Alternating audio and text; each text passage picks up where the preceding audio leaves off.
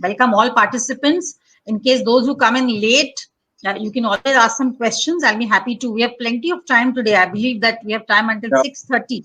6:30. Yes. Almost, yes, 6:30.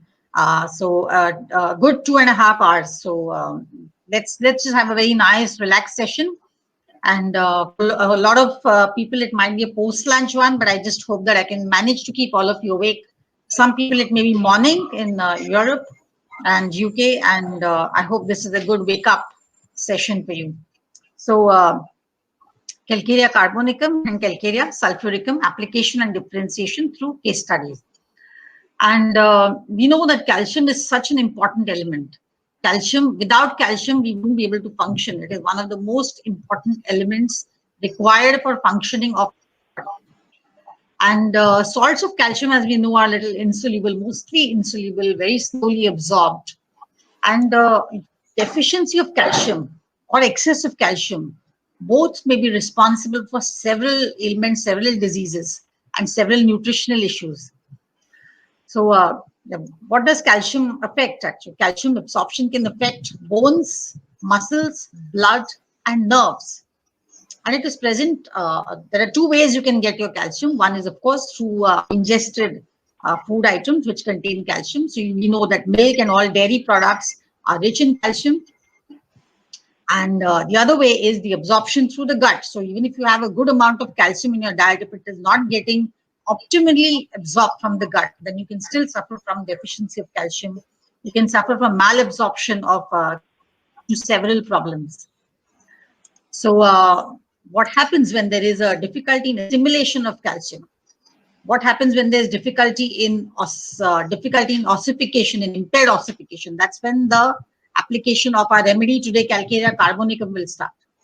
Calcarea carbonicum is made from the middle layer of the oyster shell. We know that the oyster shell at the seashore, we often pick it up and bring it, and then you have the lovely pearl inside. In chemical terms, Calcarea carbonica is impure calcium carbonate. It was proved by Dr. Hahnemann. So it's a very, very basic remedy. And let me tell you that it is one of the best proven remedies of our materia medica.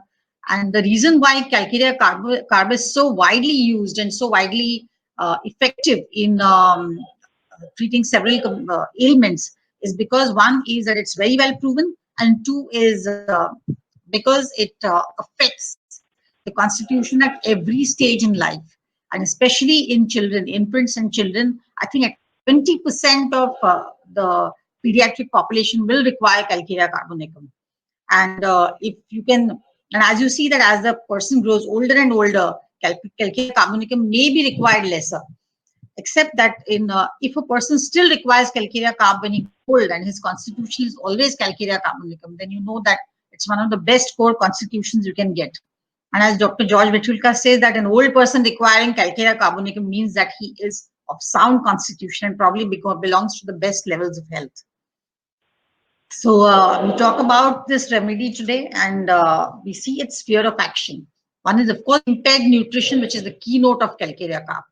And when this gets impaired, then it affects the glands, the skin, the bones, the blood and circulation, the chest, heart, and very, very, as we know, it's a very useful remedy in children. And faulty absorption of calcium causes deficiency, and that leads to insufficient, when the bones get insufficient calcium, that is when there is problem in the development, problem with the milestones, delayed milestones in children, the fontanelle closure is delayed. So everything gets delayed, the development gets delayed. Sometimes there is difficulty in mental development as well. Although a lot of Calcareas will show the defective physical constitution of a very sharp mental constitution. And the typical Calcarea carb personality, everybody knows, fat, fair, flabby, the typical leukophlegmatic constitution. But we should also note that the Asian and the African population are not so fair. They probably have brown or dark or ebony skin. And would Calcarea still be indicated? Of course it would be. Fair does not mean in terms of color. It could also mean a pale, anemic constitution. Chalky white, they say. So even if the person is dark, you can see if he becomes pale and if he looks anemic, then that's Calcarea carb. So a fair, fat, flabby, very flabby, low muscle tone. Most of the Calcareas are very, very coarse in their look. They're not the very refined types like phosphorus or perhaps to some extent lycopodium or even calcarea phos, because there is a phosphorus component to it. But calcarea carps are mostly flabby, all very loose and very chilly. They cannot take the cold at all. They're extremely sensitive to cold, all the time having cold. So when you see a chilly person who's fat, flabby, very loose muscle tone, and very, very chilly, catching cold at the slightest pretext, they go out, a little bit of draft of air, they get a cold. They work in water, housewives working in water, they get a cold. So even the slightest exposure to cold or chilly winds or water, they develop a cold. At the same time, there is profuse perspiration, especially around the head, the neck, very sour smelling perspiration. And you can see that in a typical child, a calcarea child, when he sleeps at night, he wants the fan or the AC. But that brings on the cold, and if the AC is not switched on, he'll probably get a lot of sweat, and that's around the neck, and his head is completely wet by the time he wakes up in the morning. And that wet head that damp head is going to lead to another cold. So this is how the cycle of calcarea goes on. And if you look at it, the oyster shell guards a pearl inside. So most of the calcareas like to lead a very sheltered life. They want to live in that oyster. They don't want to come out of it. They're always seeking shelter, seeking protection, seeking security. And they're very anxious if they're left alone by themselves to fend in the world. So a child who is basically very timid, very anxious, probably the second or the third child in the family, and where there is a lot of conflict at home, there are parents fighting, or it's a joint family, and he's used to a lot of conflict, a lot of strife in the family, and not able to express himself, so he goes into a shell, and then he wants somebody. Calcareas are always looking for a mother figure. So if their mother is not there, they look for a figure which resembles the mother, and they want to be sheltered by her. So for the calcarea child, the mother is one of the most important factors in his or her life.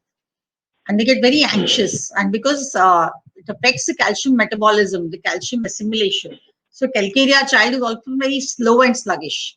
He'll sit, the other children are playing, they want to go out, play, be very active. But a calcarea child will sit, he will observe, he may observe and absorb a lot without showing that he's doing so. But he'll always remain in the background and reflect that anxiety, doesn't want to go, doesn't want himself to be shown, doesn't want himself to be projected. So he'll keep to himself because he's always afraid that his timidity, his confusion, his anxiety will be exhibited to others. So fear observed a condition of being is a very important rubric associated with calcarea. Next slide. So they're very anxious. So they have this anxiety regarding their health, a very anticipatory anxiety, and begins in childhood. As I said, a child who has probably been subjected to abuse, subjected to conflict, subjected to strife, becomes very anxious, becomes very insecure, wants to wonder what is going to happen next, a lot of apprehension with restlessness and palpitations. And he feels that there's something going to happen. All the time, the feeling of something impending evil. Fear of impending evil is a marked symptom of calcarea. So they're all the time full of fears. A child goes to bed, dreams of ghosts, dreams of something bad going to happen. As he grows older, if there is a boy or a girl in his class who suffers from some kind of a infectious disease, he fears that he will also get it. He fears that there'll be a lot of disaster, something's going to happen, and he's afraid that in all this, I'm going to lose my reason. I'm going to lose my sanity. I'm going to lose my sense of balance. And then he fears that if I'm going to lose that, and what if others know that I'm losing my reason? So with that result, they withdraw further into themselves without wanting to get exposed. So this makes them very sad. They want to go home. Home is a very important feature for calcarea. They're always seeking shelter, seeking protection. So whether it's a calcarea child, whether it is a calcarea woman, or whether it's a calcarea man, they're always seeking shelter. Even a business magnate who is of calcarea constitution will still want to come back home to his security, to his abode where he's protected, where nobody knows what he's doing, nobody is going to observe him, the focus is not on him. So they always want that shelter where they want to be inside. So this anxiety is all the time there. All the time they're afraid that something's going to happen. They're afraid that businessmen will be afraid that they're going to lose their business. They're going to get poor. There's going to be a disaster. So that fear is all the time with Calcarea. And let me tell you that I had this webinar I think last week on post-traumatic stress disorder. And remember that Calcarea carb is one of the very, very important remedies for this condition.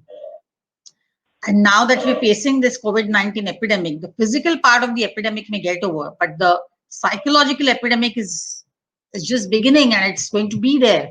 And while homeopaths are still battling over whether we should be allowed to give homeopathy for the symptoms and the complication associated with COVID-19. But mind you, let me tell you this kind of prediction is that there will be a lot of psychological fallout of this illness. And we are going to face depression, anxiety disorders, we are going to face neurosis, long-term effects of this pandemic for a long time to come. And homeopaths are going to have a great business. They're going to do very well in treating this, because nothing can treat the problems of the mind the way homeopaths do. And the right constitutional medicine will completely remove the disease from the mind. So be prepared for that. So while others will be complaining of economic fallout, homeopaths are going to really be doing very well. So going on to the next symptom of Calcarea. So they're forgetful, confused, misplaces words and expresses himself wrongly. Because of their problem with assimilation, So remember that the Calcareas have a very poor resistance, whether it is physical or mental. They are not the hardy, the tough ones. They are very timid, very weak in terms of their strength. So whether it's physical strength or mental strength, Calcareas are very weak. So even if they are outwardly fat, they look corpulent, they look heavy, they look coarse, but inwardly they're extremely those delicate people, those confused people. So forgetful, confused, misplaces words and expresses himself wrongly. Poor learning. Most of them, because of the developmental delay, also learn poorly. They do make up. A lot of Calcarea children will make up the mental lag later on as they grow older, but the physical part will remain. Fear that people will notice her confusion of mind. So as I said, fear observes her condition of being. Inability to apply himself. Sits because they're so indolent physically that they will just sit and imagine. They will sit and theorize. They'll want to do a lot of stuff, but they're not able to because their muscles don't support them. Their legs don't support them. So they'll want to just sit and imagine. Extreme averse to work or exertion. And there's just no willpower. They know that they have to go out. The mind tells them. There's always a conflict between the mind and body in Calcarea. The mind tells them, go out, work, do this. So the mind is running fast, but the body is not cooperating.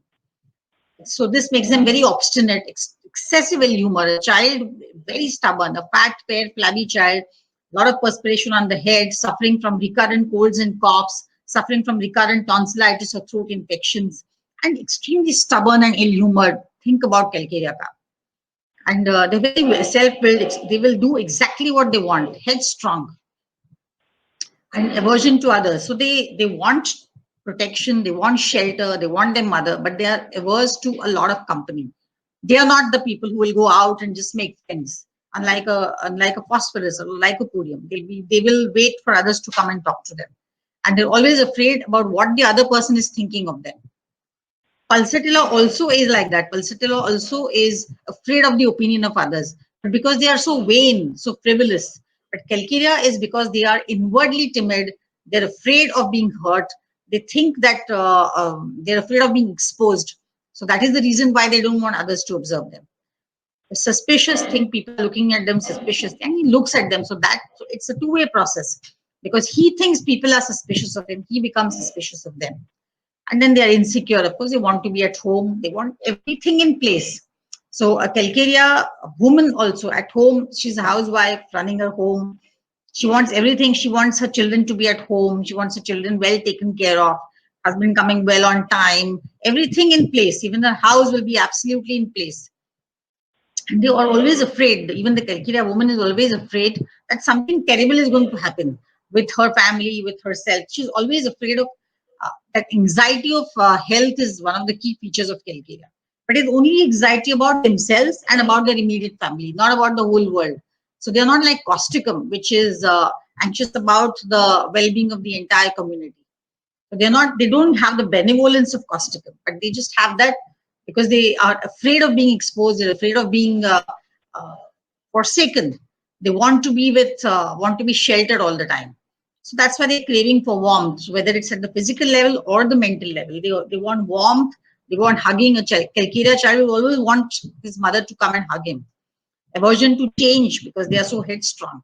And they don't go out much, do not want any adventure. So very indolent, okay with whatever the situation is.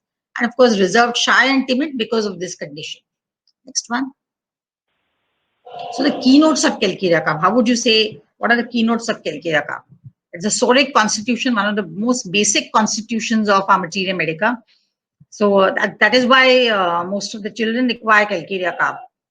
Pale, weak, timid, very tired, all the time tired. So they cannot climb even two steps, two staircases, without getting breathless. So they have even from childhood there's a tendency to obesity.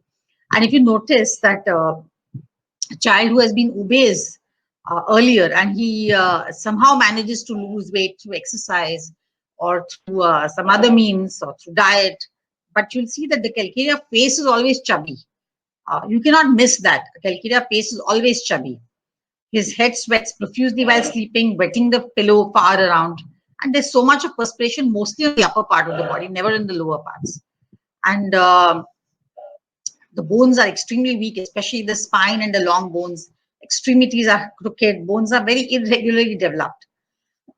So this is the main part of Calcarea is the bone disorders. So because of the imperfect assimilation, because of the imperfect ossification, so bone issues are some of the keynote problems of Calcarea carb. The discharges we know that they smell sour along with because that's a feature of the carbon group. So even magnesium carbonicum will have very sour smelling discharges.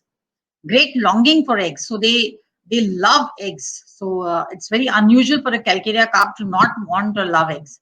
So even if a child who does not like any other non-vegetarian food is probably averse to meat, but will still long for eggs. And because because of the low calcium, the low iron, because they're pale, anemic, they have this condition called as pica, and they crave for indigestible things. Often they crave when the mother is making cooking an egg for them. So they will come and they will snatch the eggshell and want to eat that.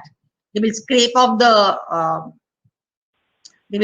wall and want to eat that. So they want to eat chalk and indigestible things all the time. And then it's coldness of single parts. So the head, stomach, abdomen, feet, and legs are always cold. They have aversion to cold open air. So although they sweat so much, yet they don't want the draft of cold air. They would rather have a slow, cool breeze, but never a draft. Very sensitive to cold. So cold things, cold drinks, cold air, getting wet are bad for Calcarea carb. Next one.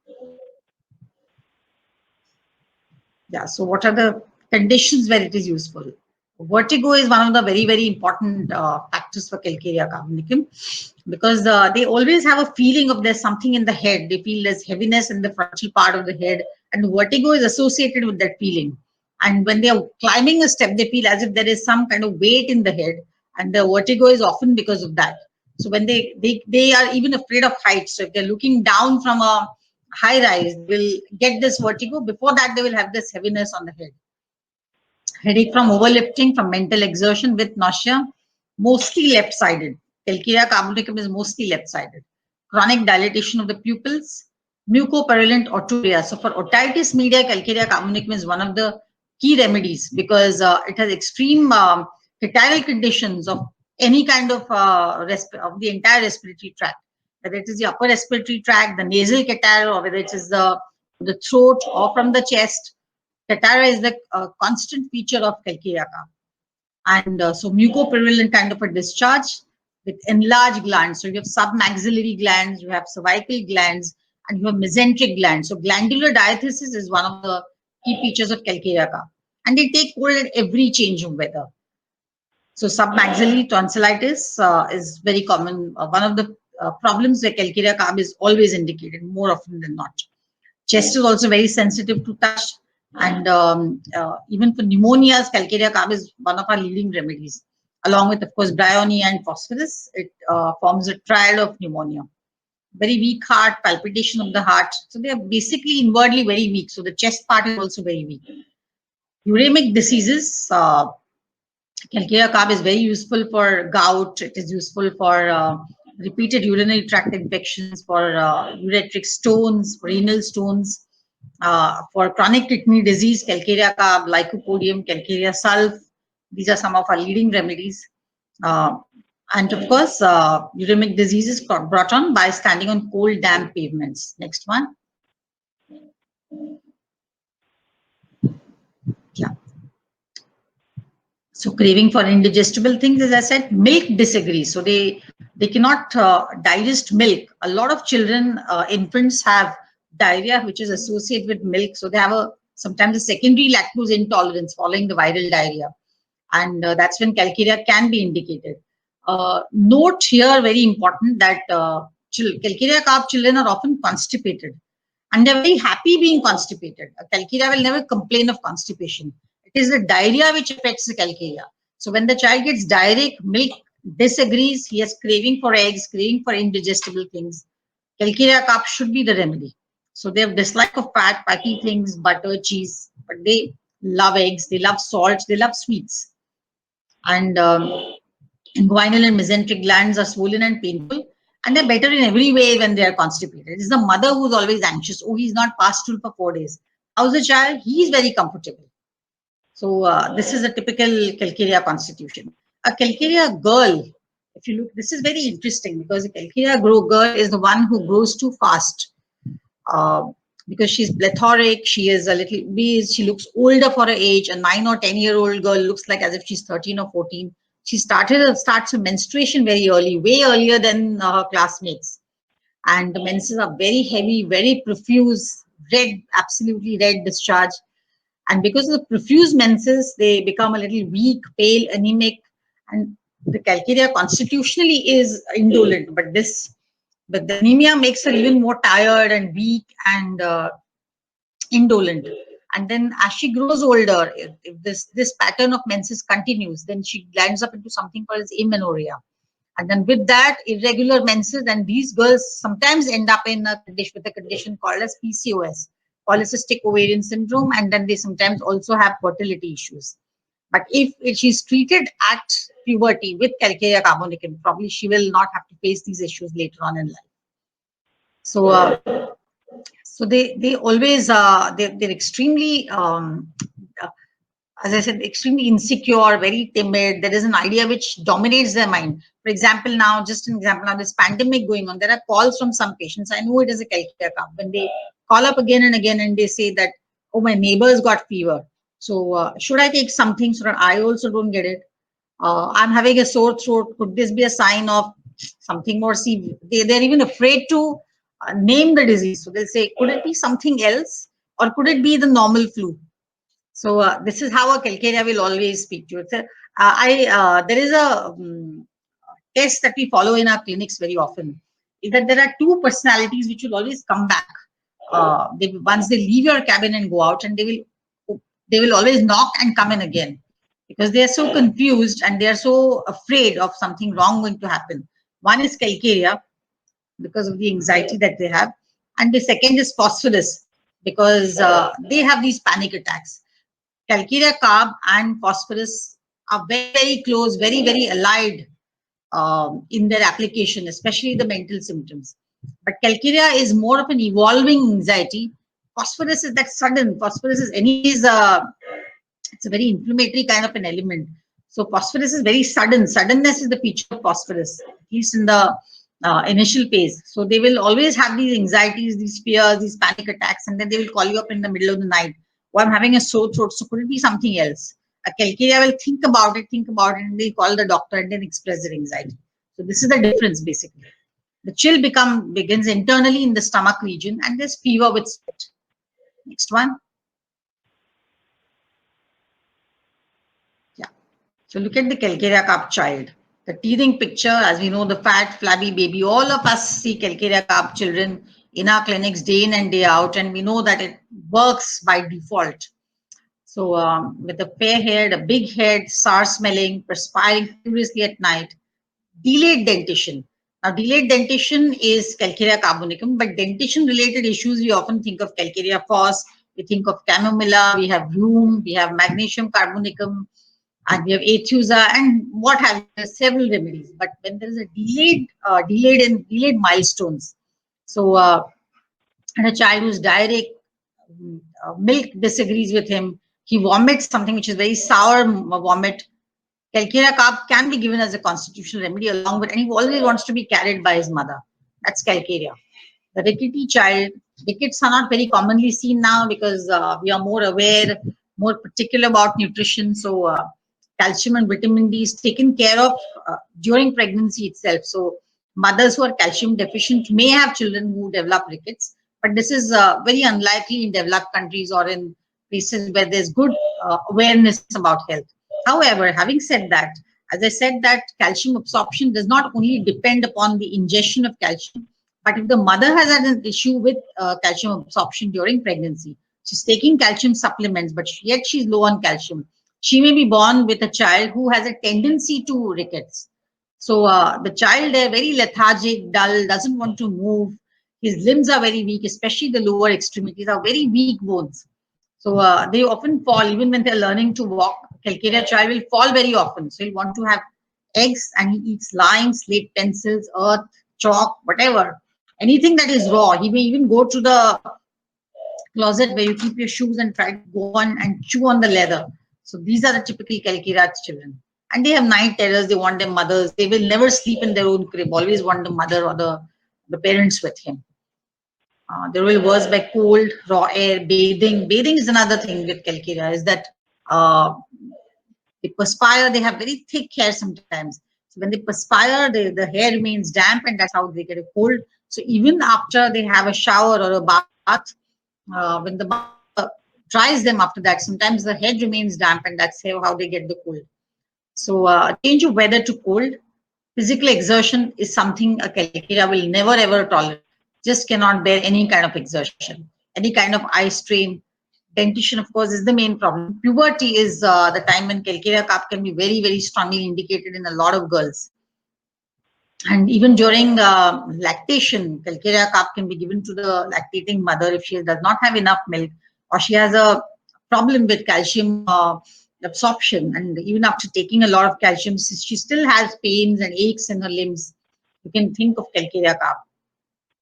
And towards menopause, so as I said, every stage Calcarea carp can be indicated, but you see that its applications go a little less as the person grows older. And they're always better in dry climate, worse in damp, cold weather, much better in dry weather. And when they have a headache because of the catarrhal condition, catarrh is blocked. So when they sneeze, they start feeling better. And after, there's one more thing, is that Calcarea is always afraid of dark.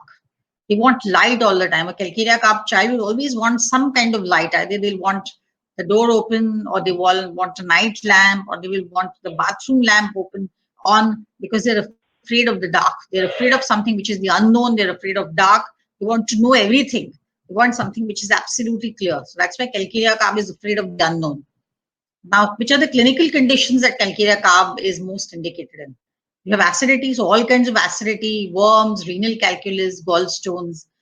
Biliary dyspepsia is one of the common conditions where Calcarea carp can be associated, especially even if the person is not having gallstones, but biliary dyspepsia. So a lot of acidity associated with sour, bitter kind of a regurgitation or a reflux. You can think of Calcarea carp. Anemia, debility, dropsy, diabetes. These are some of the common clinical conditions. Very weak ankles, weak bones. So rheumatism, rickets, sciatica, spinal effect. So because whenever there is a deficiency of calcium in the bones, or there's a improper assimilation of calcium, that's when all the problems with the bones start. And these are all the conditions associated with the musculoskeletal system. So they have problem with caries. So even a woman may have a toothache during pregnancy, and that's because of improper calcium assimilation. So, and then they have caries during pregnancy. Think of calcarea carb during pregnancy, along with, of course, MAC carb is one of the leading remedies there. Learning disability also calcarea carb, though Berita carb comes more close there. So a lot of children who are very indolent. It's not that they are mentally backward or they are lagging or they have a lag, but it's just that they are physically so indolent that the mind also cannot keep up.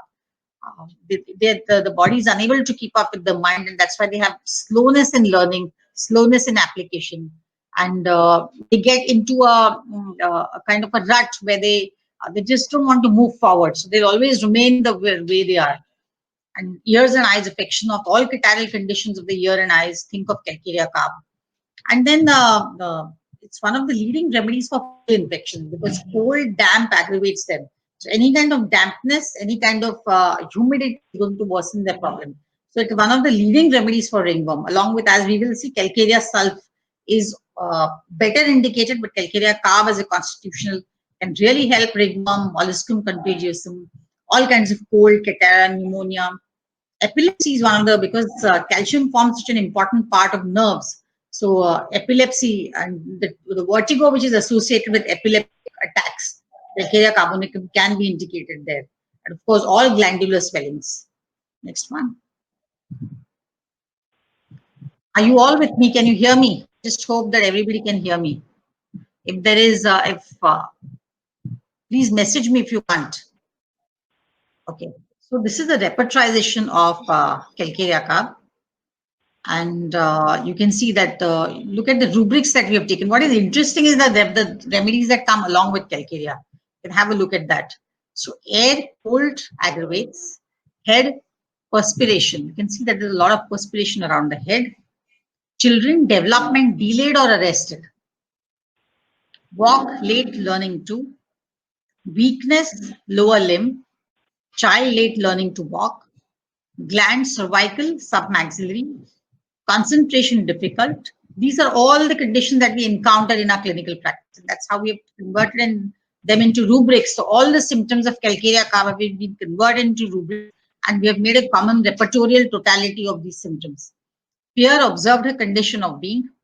Mind, anxiety, health about. Mind, fear happens, something will. So they're afraid that something is going to happen all the time. Fear, alone of being. So these are all the symptoms, the keynote symptoms of calcarea carb, without which you cannot imagine this remedy. So these are all the symptoms, and we converted them into rubrics, and you can see that calcarea carb practically covers each of these rubrics. And then you can see that the remedies which follow, but please go back to the repertoire. The remedies that follow up, phosphorus comes very, very close, especially amongst, it matches the mental picture of calcarea to a large extent, except that I said that phosphorus is more volatile in its expressions. And you can see that what it matches is anxiety, what it matches is fear happens, something will, and what it also matches is fear of being alone. So these are the symptoms that match with calcarea. But the fear of phosphorus is very different. The way it presents is also very different. Lycopodium also comes very close to calcarea. In fact, it's an excellent follow-up of calcarea. And when calcarea doesn't help, you can think of lycopodium. However, the insecurity or the timidity of lycopodium is much different than calcarea. Lycopodium is more ambitious, the more go-getter, and when it comes to actual performing, a lycopodium will perform much better than calcarea, whether it's in public functions, public speaking, on the stage. So that's why if you look at so calcareas will be the bureaucrats and lycopodiums will be the politicians. That's the difference.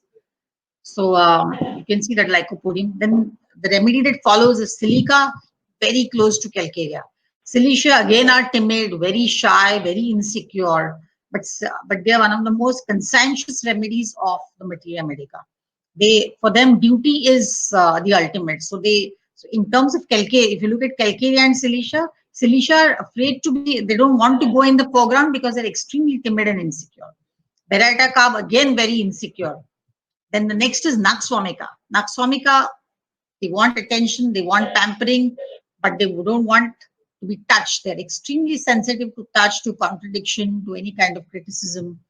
And nitric acid again is very, very close to calcarea. So you can see these 5-6 drugs which follow calcarea very well.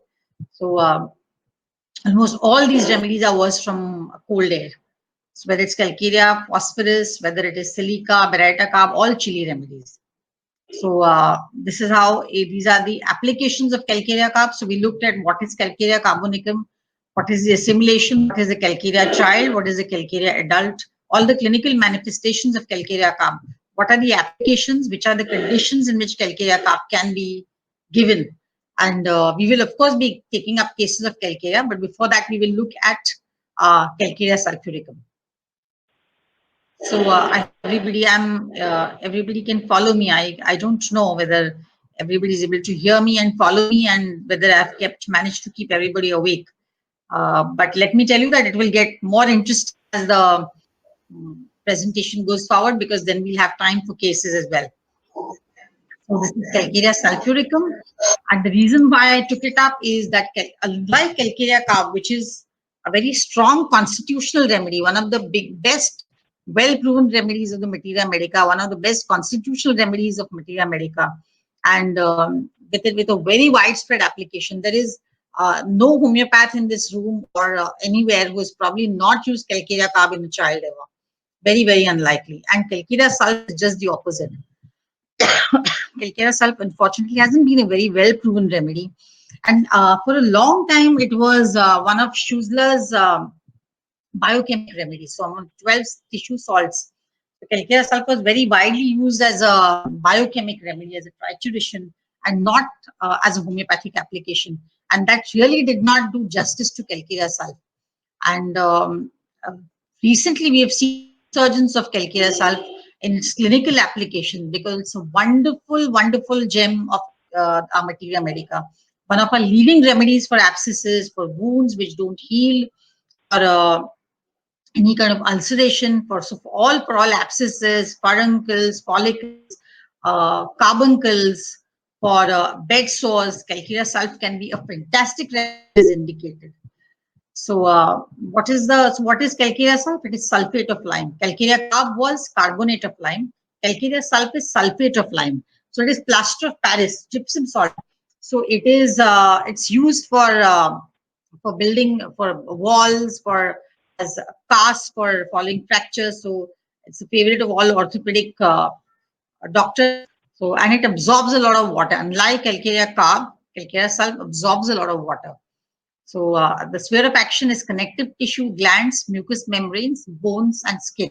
So because the calcarea element, the calcarea component, calcarea sulfuricum also has an affinity for the glands, for the mucous membranes, for the bones, and especially for the connective tissue. So in terms of connective tissue and skin, calcarea sulf is much better indicated than calcarea carb. Next one. Yeah.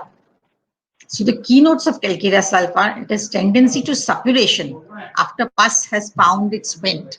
So what does that mean? Is that an abscess which has burst and is releasing a lot of pus, a particular type of pus, the consistency of the pus is thick, it is yellow, and it is lumpy. That is how the pus of calcarea sulf is going to be. So the abscess, whether it has burst, the pus is now out, but the wound refuses to heal. So it keeps discharging that pus forever and ever until calcarea sulf is given. So in the third stage of inflammation, so calcarea sulf is actually a very, very good clinical remedy and can be given for very deep-seated pathological conditions.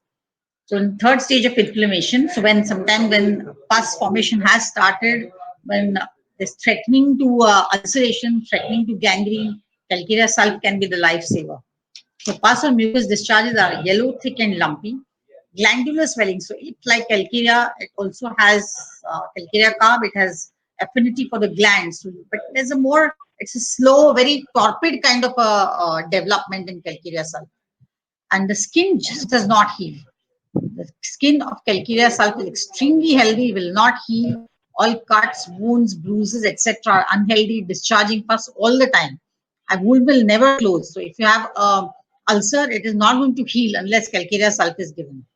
And the difference between calcarea carb and calcarea sulf is that the calcarea carb catches cold very easily. They And Calcarea sulf also catches cold easily. They are both sensitive to cold. At the same time, Calcarea sulf is worse from heat. Like Calcarea seek warmth, Calcarea sulf want cold. So they want cold bathing, cold water. They're better by uncovering, unlike Calcarea carbonicum, which wants to be covered all the time. So Calcarea sulf is never better with covering. Unlike Calcarea carb is insecure, is wants to be in the shell, wants to be sheltered. They're suspicious, they're doubtful, but Calcarea sulf is more jealous. They're all the time, they want appreciation. They want to be praised all the time. And if they're not praised, then they get jealous. So very often, Calcarea sulf can be one of the leading remedies for sibling rivalry. To date, I think one of my favorite remedies has been natural mule for sibling rivalry, one of the leading remedies for sibling rivalry. But we have given Calcarea sulf in a couple of cases where the physical conditions were very marked and jealousy was an associated complaint. So it was a differentiating rubric and it helped to clinch Calcarea sulf. Unlike Calcarea, which is indolent and anxious, Calcarea sulf is hurried and restless. Extremely hurried. They are also anxious because of the Calcarea component, but the sulfur component brings into it restlessness and hurriedness. So they are all the time wanting to do something. Again, because of the Calcarea component, they are not really achieving anything. So infants with bloody coryza, diarrhea, eczema, extremely very strong affinity to the skin and mucous membrane. So you'll have crusty eruptions, you'll have crustal lactea. In children, the cradle cap, and every time they try to dislodge, they scratch because there's a lot of itching. So every time they scratch the scalp, it oozes, and the oozing is of very thick yellow mucus or pus. So this is how the infant of crustal lactea will present with Calcarea sulf. Next slide.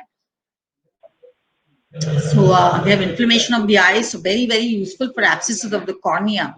In fact, it's one of the leading remedies for that. So inflammation of the eyes with discharge of yellow matter. So if you have a child who is sweaty, who does not want the covers at night, who suffers from repeated abscesses, heat boils, who has crustal lactea, that is the crusty eruption on the scalp, and who has agglutinated eyes in the morning. So when he wakes up in the morning, the eyes are all sticky. Think of Calcarea sulf as the remedy. That differentiates it from Calcarea carb. Yellowish discharge from the posterior nares. So even in a cold, it's all blocked. The child is constantly snuffling. When there is supposed to remove the discharge, which is difficult, it's always thick and lumpy and yellow. Painful abscesses about the anus in cases of fistula. Even in abscesses, it's an excellent remedy. And unlike Calcarea, which has cold feet, Calcarea carbonicum always has cold feet. And even in a woman, if you look at a middle-aged woman who complains as if she's worn cold stockings, she feels as if her feet are all the time damp. This is a very typical symptom of Calcarea carb. But in Calcarea sulf, you will see that there's a lot of burning of the feet because of the sulfur component. Sulfur also has burning and itching of the soles of the feet. Calcarea sulf is an excellent remedy for malignant exostosis, kind of tumors, malignant tumors when ulceration has set in. We've used this in a case of ovarian cancer when the exostosis had burst, when the tumor had burst, and there was an oozing of very bad, foul-smelling, yellow, thick, lumpy discharge. And that's when Calcarea sulf had given us some relief because the discharge gradually eased out and was much more comfortable after giving Calcarea sulf. So you can see that many eruptions upon the like boils, eczema, herpes, acne. A teenager with repeated acne, recurrent, thick, indurated, large acne, which pimples, which form pustules. And there's scrofula is a very common manifestation of Calcarea sulf. So you have scurfy eruption, dandruff, seborrheic dermatitis, psoriatic stages. Calcarea sulf is a remedy. Even for pustular psoriasis, think of Calcarea sulf. Next one. Yes, so Calcarea sulf again is very sensitive to cold, wet weather, but they are not better by warmth. Heat of the room, being heated in a closed room aggravates them. They like open air, they like to be bathed, they like cold bathing, cold applications, and they love to eat and they love uncovering. So a Calcarea sulf child will never keep the covering on. This one. Yes. So what are the clinical conditions where calcarea sulfuricum is most indicated? Abscesses, boils, carbuncles. Think of calcarea. In fact, it's a red line symptom. Abscesses, think of calcarea sulf by default. The remedy that comes very close is Hepar sulf, but Hepar sulf is extremely chilly. Hepar sulf is given. Abscesses refuse to mature. They don't mature. They just remain in that state. Touch and very, very painful. The excruciating pain is the whole. When the abscess is already ruptured, it's burst and the pus refuses to stop when the wound does not heal. So both calcarea sulf and Hepar sulf are given for festering wounds, but Hepar sulf more for an abscess which is not burst, and calcarea sulf which are for an abscess which is already burst but refuses to heal. So that's why calcarea sulf is more indicated in carbuncles and abscesses which keep oozing.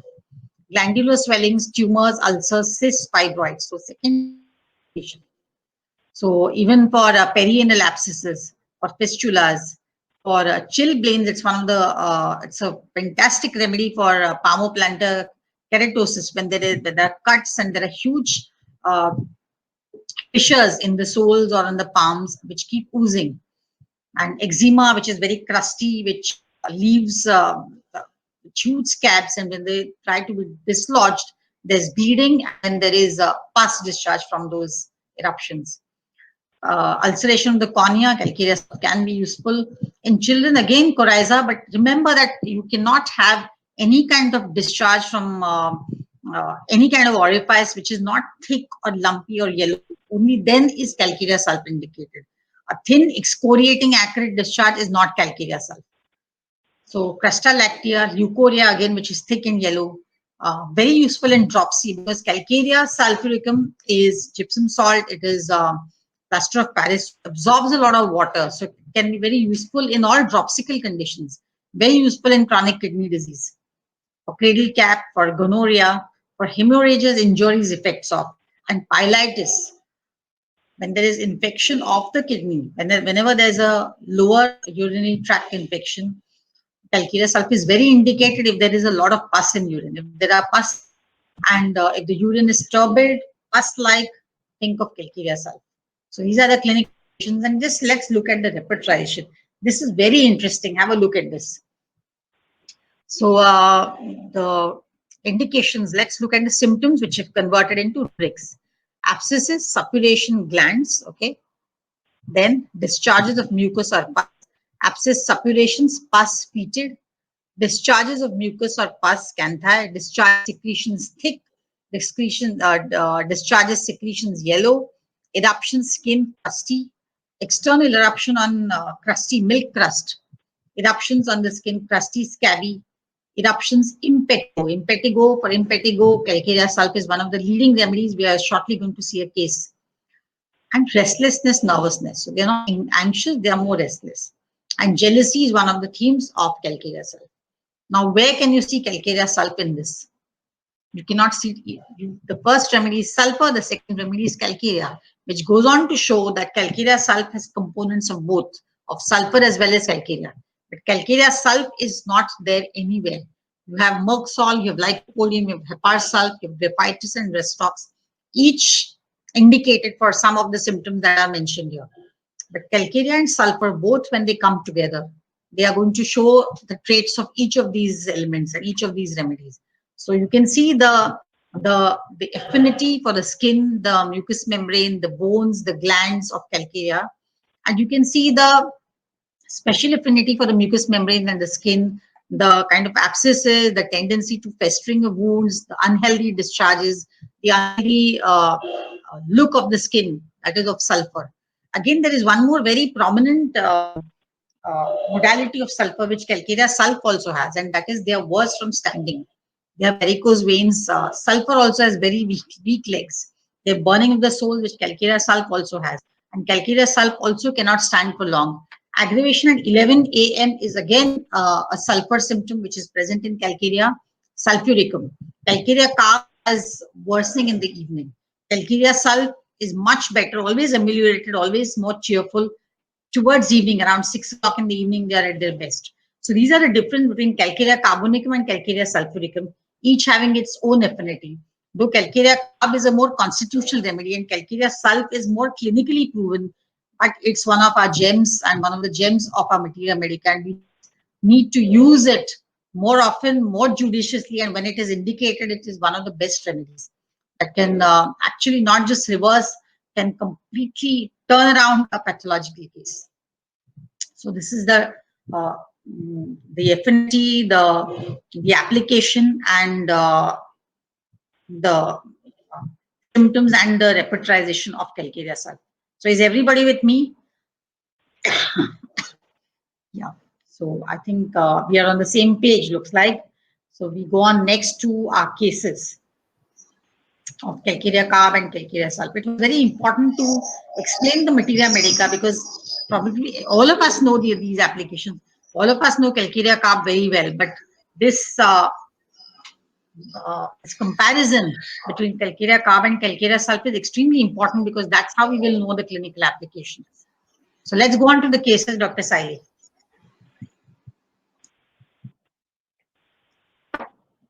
Now, this is the case of vitiligo. And although a very cosmetic condition, but in our country, in India, it is still a social stigma. If a girl has any kind of hypopigmented patches on the face or the visible parts of the body, then it is still considered as something very negative because it's a cosmetic disfigurement and the girl is not going to be able to find a suitable match for her. Things are changing around because people know that vitiligo is a very, very superficial complaint compared to the kind of disease that one would be having.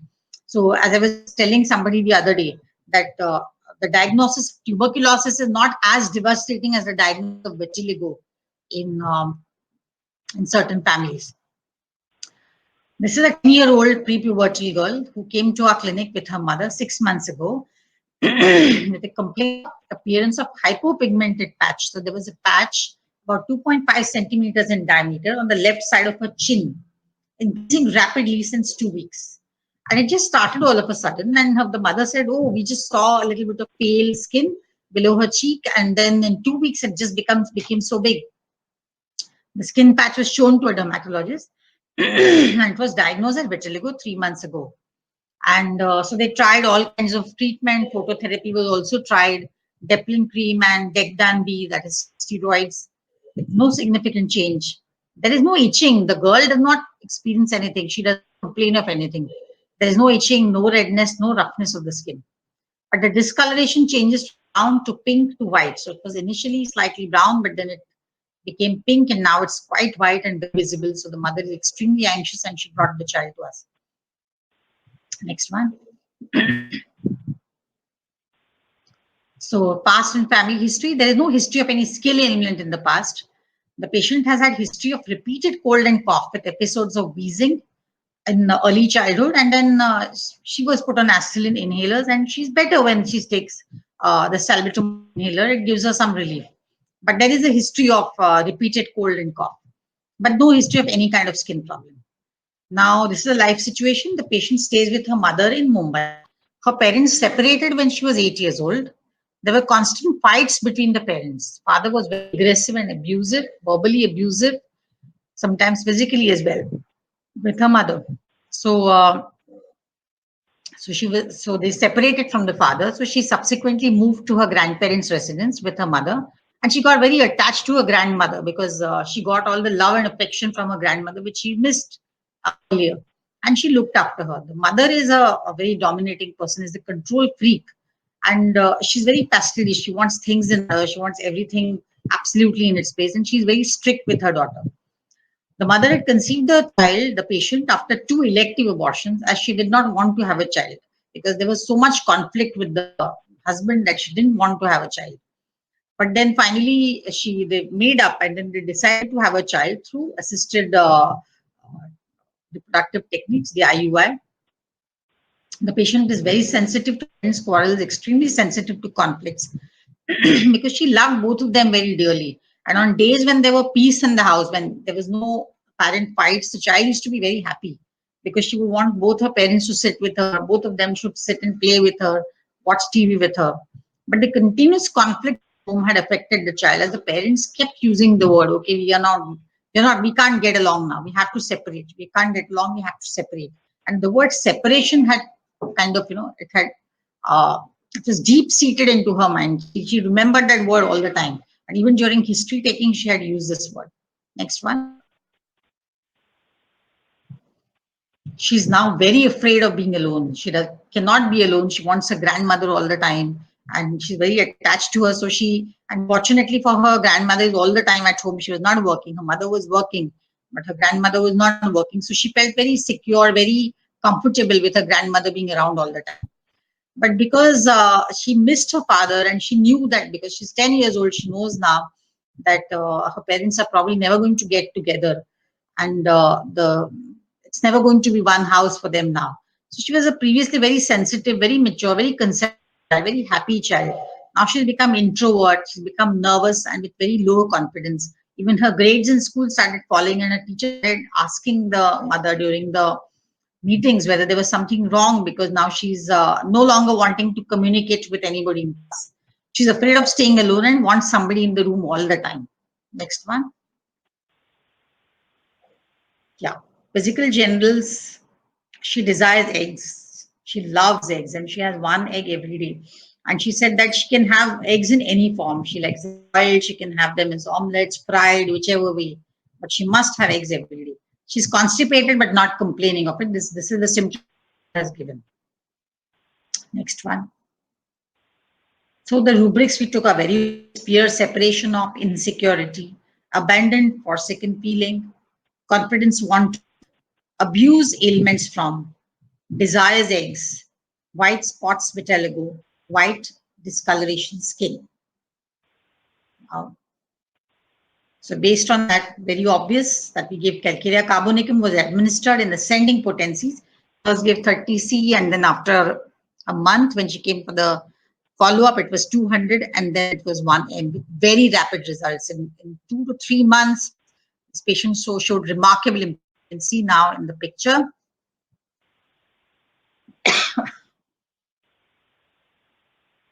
Now you can see that before that, after the first prescription, Calcarea Carb 30C came back with improvement. The hypopigmented patch reduced in size considerably. In 4 months, it really showed a lot of difference.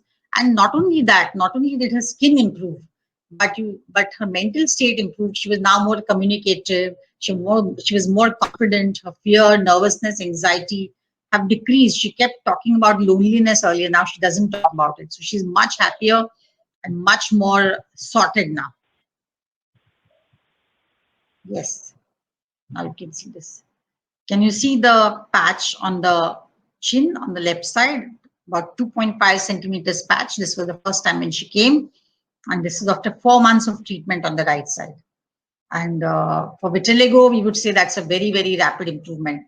You can even see some hypopigmented patches on her lips and just below her lip, her lower lip. And those also have disappeared. In the second picture, you can see that.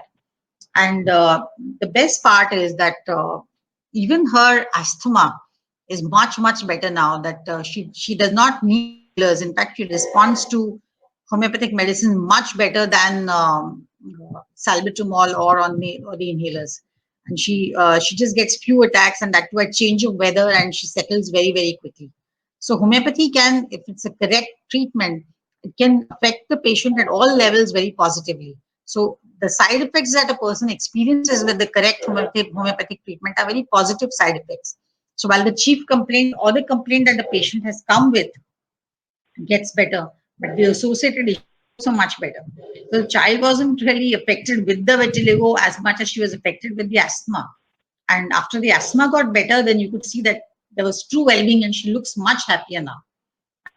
She got her puberty, like she's about 11 and a half years old. So like a Calcarea, she started menstruating early at the age of 11. And she's suddenly looking very, very big compared to her age. So again, going in favor of Calcarea. And we hope, because we've intervened with Calcarea at this stage, she'll grow up to be a very normal young woman. Next one. Right. Now, explanation is Calcarea carbonicum matches the symptom picture almost in its entirety. The feeling of insecurity, loss of confidence, and sense of isolation following parents' separation, along with the marked desire for eggs, makes Calcarea carb a perfect prescription. It is essential to catch the thread that runs through the case. For constitutional prescribing, it is very important to take the case in detail and choose the rubrics according to the theme of the case. So here the forsaken feeling, the alone feeling, loneliness, the isolation was the thread that was running through the case. The need for security, the need for warmth was the thread that ran through the case. Yes. That's the second case. We are going to see cases of Calcarea. This is a 50-year-old male patient who presented in our clinic in a very anxious, panic state, very anxious, very nervous type. He had been suffering from vertigo since 3 years and complaints, aggravated turning head, aggravated constipation, aggravated movement. He feels that his vertigo is brought on by all these problems. And the concomitant is every time he would get an attack of vertigo, he would want to vomit. He never vomited though, but he would just have severe nausea. He would want to go and vomit. And we asked him that whether vomiting gives you any relief. So he said, whenever I get the attack of vertigo, I don't wait till it gets worse. I take the Vertin tablet, which my doctor has prescribed, immediately because I don't want it to get worse.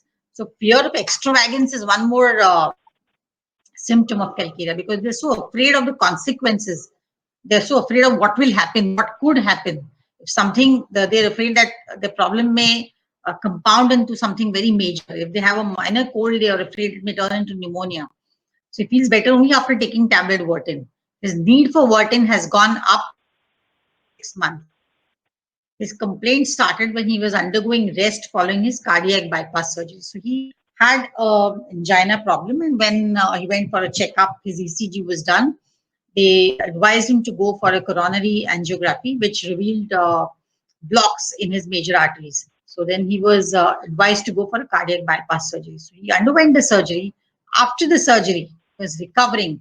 That's when all the anxiety set in, and that's when the vertigo actually became worse. Next one. Yeah. So the rubric that we took: anxiety, disease, panic attacks overpowering, vertigo general, and vertigo concomitant nausea, vertigo turning aggravated motion head off, and aggravated constipation. So we repertorize it, and the remedies most similar and indicated were phosphorus, silicea, conium, Calcarea carbonicum, sulfur, Nux vomica, aconite, and China. The reason why we gave Calcarea carbonicum is because during convalescence, when a patient, he had time to think, and that's when his anxiety manifested. So 3 doses of Calcarea carb 200 over 3 days we gave him, and that reduces vertigo by almost 50%. After 5 weeks, he had another episode when Calcarea carb 1M was given as a single dose. Since then, he has not had a single dose of vertigo. This is a fantastic case, and rarely respond so quickly and with so much success for so long, because vertigo cases keep coming back. But here this patient did not come back with any problem, no fallout of the vertigo, no sequelae following the vertigo, and that was and we've been monitoring him because the other members of his family are also our patients. So we know for sure that the patient has not had any kind of a complication following our vertigo treatment. Next one.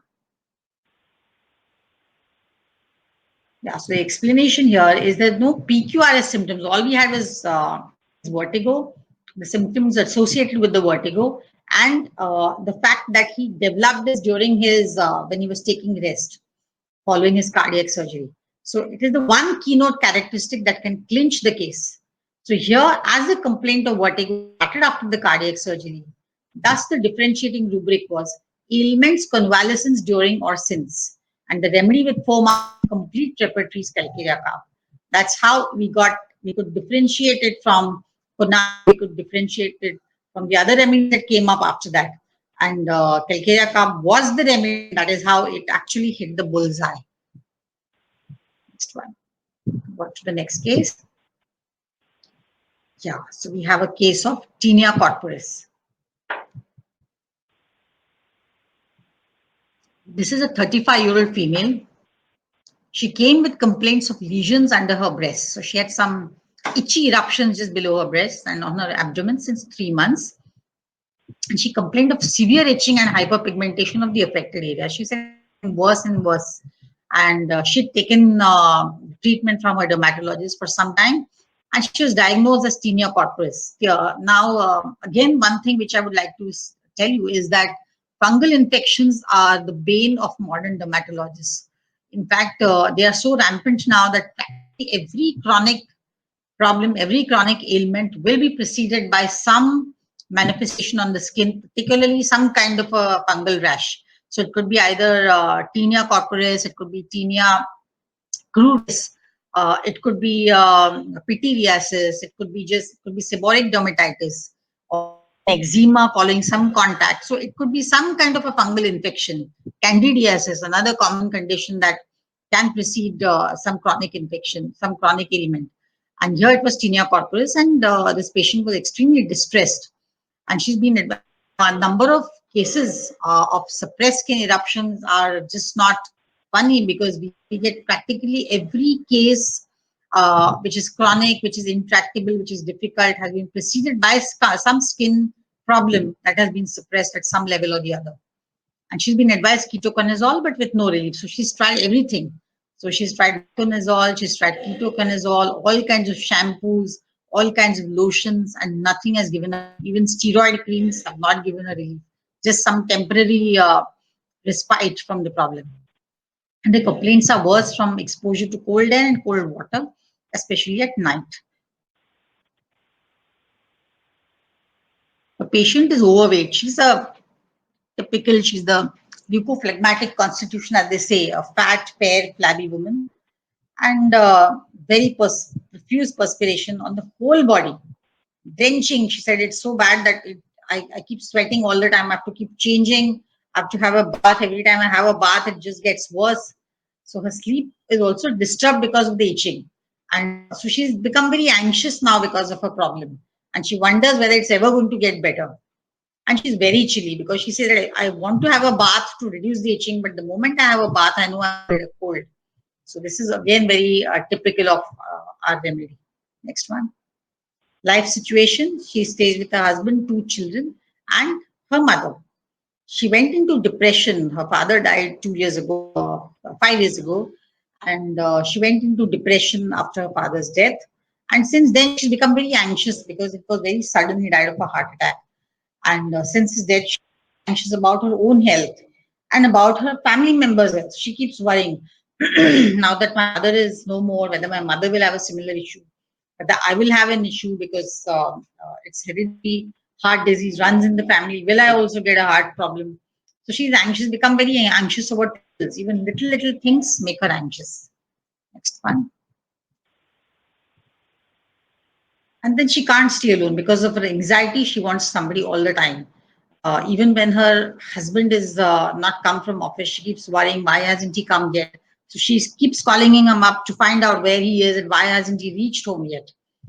She's fear of darkness. She's very forgetful and doesn't remember names of her relatives or at times the name of the road or can't recollect what she read earlier. That is because of so much stress. Ailments from stress, calculate is a remedy. So, inability to manage the stress, inability to take the stress is calculate. So here you can see anxiety trifles about, forgetfulness, anxiety health about, mind, fear, alone being, tinea, ringworm general, skin itching, cold aggravates, night aggravates, and perspiration profuse. There's one more thing I would like to bring to your notice is that very often we read too much into the case. We want to make our own perceptions. We want to draw our own conclusions. We often associate the patient's presentation with the events that have occurred in his or her life. And the more the events, the more exciting the case, the more we think that we've got a complete case. But remember, a complete case is not where there are more events in the person's life. It is about how the patient has responded to what has happened to her or him. What each experience, what each assault that he or she has faced, whether at physical or mental level, what kind of effect and what kind of disease it has resulted in. So the cause-effect ratio, the thread that runs through the remedy, the entire sequence of events and how it is manifested into what the patient is now suffering from is extremely important. So that's how you should take. So just take what the patient gives you. And if you take what the patient gives you, then you will be doing a very unprejudiced job. You will not be thinking, oh, is this too common? Is this too rare? Is this PQRS? Is this general? Just take what the patient gives you, because what bothers the patient is going to come out through signs and symptoms. And if you are observant, if you know what to take, if you know what to take and what to apply, you will never go wrong in your repertorization. So this is what we have taken, exactly the symptoms she came out with, which were converted into rubrics and applied. So you can see that Calcarea is covering almost every single symptom here. Close on the heels is sepia because of the condition, because she's a middle-aged woman suffering from tinea, fungal infection, itching. Sepia is a very natural remedy that will come to your mind. But if you get the anxiety that the patient is going through and the anxiety that is manifested into a problem, you'll know that it is a Calcarea case through and through. Next one. Yeah. So here we gave Calcarea carb 30 BD for 4 days, followed by SL for 1 month. We just kept the patient. The reason why we have given a BD dose for 4 days is because she has been taking so much of medication, whether it is oral or applied, local applications, is that giving one remedy, we are not even sure whether she'll take it. So if we give 30 C, which is a very moderate potency, a very mild potency, and give it BD for 4 days, you can be sure that the remedy has gone in, and actually some, you know, that the absorption also will happen. But if you give one remedy and the patient has not taken, if the taste buds are already overpowered with all the remedies that she's taken so far, the allopathic remedy, perhaps her remedy may not make a dent. So this is the reason why we give it for 4 days. And then this is followed by placebo, so we can monitor the patient through the month. Yeah. So the patient came for the first follow-up. She was much better in terms of itching, better by 50%. Hyperpigmented lesions are also better by 50%. Mentally, she's much better. See, the correct remedy has to have an effect on the quality of life of the patient. You cannot have the chief complaint going getting better and the patient getting worse. Both have to go simultaneously, and the other way also should not happen. It is unlikely that the patient will say, oh, I'm much better, and her chief complaint is very bad, or it's much worse. So that's not how you should look at it. Both have to go concurrently. So her anxiety has reduced, the patient is kept on SL now. Now the itching has gone down, the patches have also gone down, the skin is looking much normal. She traveled now. Earlier, she was afraid of traveling on her own because she was so afraid of being alone. She wanted someone with her all the time. She traveled from Mumbai to Pune for a training all by herself, and she stayed there alone. So she went to Pune for a training session. She stayed there alone for all through. She was kept on SL, and she just made one phone call to us asking whether it's okay to just continue the medicine the way it is. It was more as a cover up for her anxiety as that, but she still managed to stay alone by herself without any problems. And on the 5th of September, her skin complaints are much better. Mentally also patient is much better, and then patient is still kept on SL. Next one. You can see this is actually the second follow-up. The first time when she came, she refused to get photographed. So this is all that we have, but you can see the difference. This is the second follow-up, and this is after 2 months when she was better. All the itching, the hyperpigmentation, the scaling, you can see the patches are much better. You can see the patches of ringworm. You can see the peripheral discoloration, and then the central clearing, very clear in the first photograph. And the second one, you can see the skin, which is almost normal now, except a little bit of discoloration around the umbilicus. The skin is much better. And this is very clear. The one which is just below her left breast, you can see the patch of tinea. And this is the second photograph, and it's almost cleared up. So this has been Calcarea carbonicum. And almost 2 years after the treatment, 2017, 2 years after the treatment, she continues to be better. She has not come back with the itching. And as I said, that the entire family, this family too, has been coming to us for several of their issues. And she has not reported any kind of aggravation after that. And she stopped using all the steroid creams and except that she perspires, and so she says that, can I use some talcum for that? That's all. Otherwise, she does not need anything else. Okay, so next one. Now this is the next case, very, very interesting. Now you can see how calcarea carb has different manifestations. At every level, calcarea can act, whether it is vertigo, whether it is a fungal infection, whether it is a skin problem like this, whether it's a molluscum. It has a lot of applications everywhere. And as I said, it is one of our leading polycrest remedies, very, very well proven. The advantage of calcarea, the more well proven the remedy is, the more constitutional uh, application it can have. A remedy which is not so well proven, it can be indicated and can be given because of its clinical provings. But for a proper homeopathic prescription, the subjective part of the case is very important. Calcarea has that because the way it has, it's one of our finest mineral remedies, along with natrimur and with phosphorus, and of course with causticum, which are also very well proven remedies. But calcarea remains the king of antisorics, very, very valuable in Materia Medica. Now, this is the case of molluscum contagiosum. It's a 5-year-old male child, resident of Mumbai, reported to the clinic on 2 years ago with complaints of small, pearly eruptions on the face since 15 days. And the child has been going to the pediatrician. The eruptions just kept on increasing. They tried to give first some antibiotics, some applications. It didn't help. And the pediatrician said that if the way they are increasing, I have to do some cauterization. And the child's mother got so frightened, she said that we don't want to go for such painful treatments for my child, and I don't want to do this. I heard that homeopathy has some, so can you give us something for my child? The child didn't seem to be very affected. Remember that molluscum is a very benign condition and it has more cosmetic value than anything else. But the child did scratch as the eruptions started increasing. The child started scratching on those eruptions. So the location is the face, the nose, forehead, the perioral region. That's where there is maximum eruption. And sensation, the child bleeds only and scratches only if there is any kind of itching, but not much of itching. And only if he scratches it inadvertently, then there is some bleeding from the site. And no particular modality, no worsening or getting better by anything, because the child is not suffering from the problem at all. And how did he get? He got it through contact transmission in preschool. He goes to a preschool, and other children might be having it and got it from there. Nothing remarkable about the past history, except that he keeps getting repeated attacks of upper respiratory infections. So he keeps getting cold, cough, sore throat, a little bit of fever off and on. That's it, but nothing major. He's otherwise a healthy child. The family history: mother has postpartum depression after the birth of this child.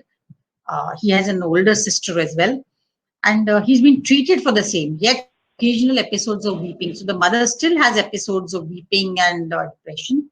The father is having no major issues, and he has an older sister. She's 8 years old, and she is also healthy. So, but there is a history of depression in the family. The maternal grandfather also had depression, and he passed away 10 years ago with other issues. Next one. Now the patient's appetite, thirst, stool, urine, everything is normal. Perspiration was diffused. That is very, very marked. And it's all over the body, especially over the head. Now this is characteristic of calcarea, but a lot of children do have perspiration on the head. And will all require calcarea? No, unless there are other indications. Merely having profuse perspiration on the head is not the indication for calcarea, although 70% of children are going to require calcarea sometime or the other. So patient wanted to be covered all the time. Now this is very Marxist. He wanted to be covered all the time. He has a quilt. There's a baby quilt, which his grandmother had stitched when he was a baby.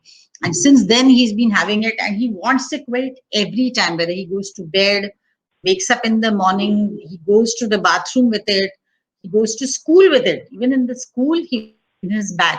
Although he's not allowed to take it out, but he wants it everywhere. He comes to our clinic with the quilt in his hand, and so obsessed with it, as if it's something very precious. So if you try to take the quilt from him, he gets very insecure, very anxious, and you can see the anxiety on his face. and he starts weeping. His eyes get filled with tears and he wants to cry. He will wrap the quilt around him all the time. That is very characteristic.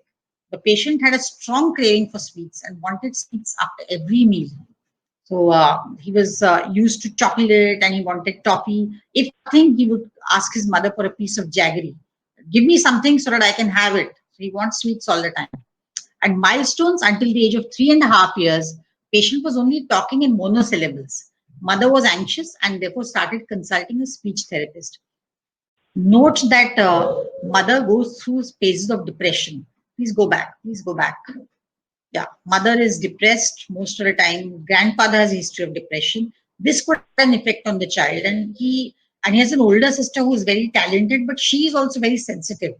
He was come to other for other issues, but very sensitive child. So in a fact of very sensitive, very insecure, very depressed, low-spirited people, this child also became a little drawn, and the normal milestones that a child, his talking, his walking was absolutely okay, his teething was okay, but his speech got delayed until the age of 3.5 years. Until three, he would hardly say anything.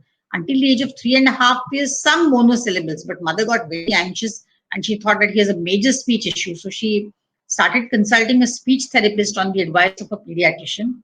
And that also didn't make much of a difference because he wasn't talking much. And the speech therapist said that the child is very stubborn and will only talk when he wants to talk. And there's no problem with his, there's no anatomical issue, there's no organic issue, there is no problem which needs any kind of correction. It's just that the child is very headstrong and doesn't want to speak. This is what the speech therapist said. So the next one.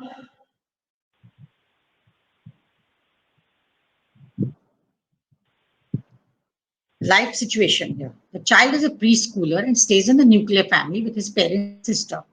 Father works in a software company and mother is a homemaker, housewife. The child is very obstinate, and as I said, he insists on carrying the quilt everywhere, and he would not part with it even for a few minutes and brought it with him to our consulting room as well. Affectionate, he wants to be hugged, embraced, he wants to sit on his mother's lap, he wants to be, so he's with her all the time. He's quite friendly otherwise, but strangers and becomes comfortable once he's familiar with them. But he has fear of the dark and wants the light on all the time, even when he's sleeping. So if he wakes up in the middle of the night, he has these night terrors, and if sound, he shrieks, he cries, and he's only when he knows that his mother is next to him. So he has that fear of dark and wants the light on all the time. Next one.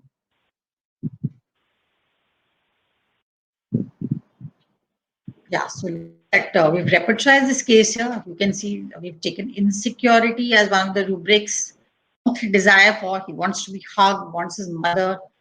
Timidity, initially, others will not make friends easily. Fear of dark, very obstinate, headstrong, carries his quilt all the time.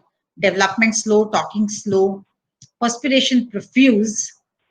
Food and drink, sweets, desires, and molluscum contagiosum, which is the last symptom we have taken. That's one of the most ordinary and common of all the rubrics. So this is how we have taken, but here everywhere calcarea is indicated. No surprises, lycopodium follows very close, silicea follows, phosphorus, natrimum. You can see how logical the order of the other remedies. Look at the other remedies which are coming up. And many of them would be, if calcarea was not coming up so well, you would still think of lycopodium because it's one of our excellent remedies for skin issues like molluscum. Silicea is one of the main remedies for molluscum. But the insecurity and the timidity, more than timidity, the anxiety of calcarea is very marked because you're that desire to be hugged all the time, wanting to be near his mother, fear of dark, and his headstrong, stubborn nature, carrying the quilt everywhere, almost bordering on anxiety neurosis, is very, very typical of calcarea. So look at how we've given it. Next one. Yeah, so calcarea cup 200 BD for 4 days. 200, a slightly higher potency was chosen because it was a very characteristic remedy. You could We were almost sure of hitting the bullseye. We were so sure of the remedy.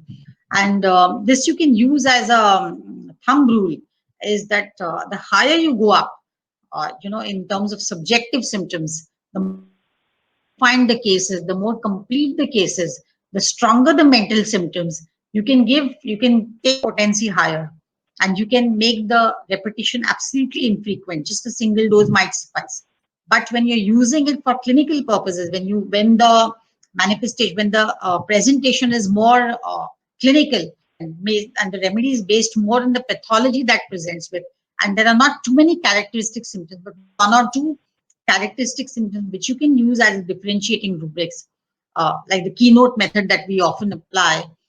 In that case, you can give a slightly lower potency, like 30, 12 perhaps, but not, we don't go below that, at the most 12 or 30. And you get a little more of repetition, perhaps 2 or 3 times you might need to repeat. The reason is that when not be a constitutional remedy, but it is the most indicated remedy at that time. And when you give that, there will be amelioration. The case will open up for further constitutional prescribing. So it is possible, like how, as I said, Dr. Bichulkas often says, is that you don't find pure constitutions very much now. Most of the constitutions are layered, and you need to remove one veneer after another to go to the core constitution. And so core constitutions are only in children, that too in children who are brought up normally, in children who have a very normal childhood. Most of the urban metropolis kind of environment do not give our children normal childhoods nowadays. Children are born with layers, because mothers have such complex personalities, have such complex issues, that children are also born with a lot of pathologies at the outset. And we might need to give a series of remedies till we arrive at the core constitution. And that can happen if you observe, if you're an unprejudiced observer, if you're very objective in your analysis, and you don't allow your constitution to get interfere with the patient's constitution. Only then that is possible. Next one. Yeah, so this is the follow-ups you can see on after a month, no new eruptions. Old ones have dried up. It's in the action of the previous remedy was continuing, so no new symptoms are given. So we kept the patient on SL. Another month later, all the old eruptions fell off. Only few eruptions on the forehead were remaining, no new complaints, and patient is also generally better. The remedy action is still continuing, patient is showing improvement, so again, no intervention required. But on 5th of February, no new eruptions, but patient continues to carry the quilt. He's still obsessed with the quilt. So everything remains calcarea carb, except that we feel that probably we need to step up the potency here, because the early one has stopped acting. So we give calcarea carb 1 mg, one single dose. And as I said, the more similar the remedy, the greater the susceptibility to that remedy, and the higher the potency required. So we give 1 mg, so no new eruptions, and now patient has stopped using the quilt. He comes to our, this is an absolute fact, he comes to our consulting without the quilt. You can see the pictures, you can see the eruptions, molluscum. This is after the treatment, all the eruptions have fallen off. Painlessly, gently, effectively. And the correct remedy is going to take, and I have read, and I make this my maxim now, is that the correct homeopathic remedy not only removes the symptoms, but it removes the disease from the mind and the consciousness of the patient. So you can see that it has altered the constitution for the better. The child is more, with the circumstances remaining the same. So the mother continues to have her, episodes of depression. The family situation hasn't really changed. His relation with his older sister remains the same. The child is much better now. His speech has improved. Now you could say that it's a natural fallout of growth and development, but we can see that the cause effect is very clear. The moment the remedy was given, it started acting. In the next 2-3 months, the molluscum got better, the patient got confident, he stopped using the quilt, and his speech is also much better. And now he talks so much that his mother is asking us to give us some remedy so that he stops chattering so much. So this is calcarea carb for you. Next one. So after cases of calcarea carbonicum, we have taken 4 cases, I think. So now we go on to the next case, which is of calcarea sulf. Now, the case of vaginal eruptions, boils. This is a 36-year-old female patient who presented with complaint of pustular eruptions near the vagina and labia since 4 or 5 days. And the eruptions are very painful, better by uncovering. This is an acute, and this patient had come to us for some other problem almost 3 years before she came now.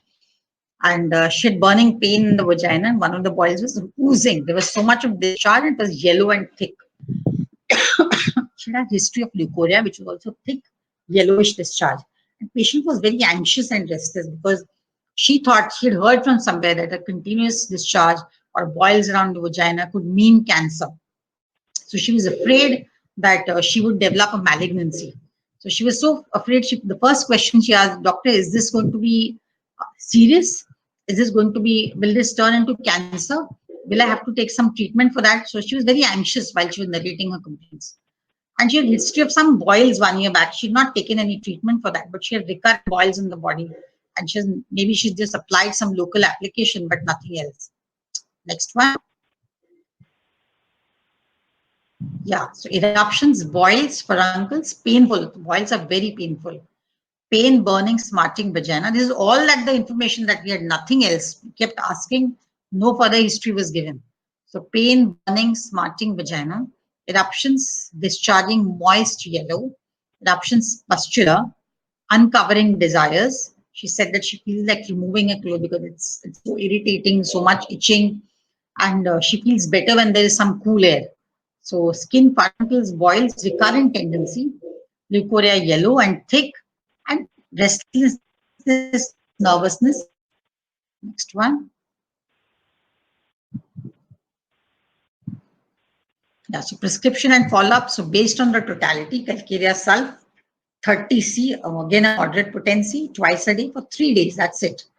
Next day, because this was acute problem, so patient would have wanted relief immediately.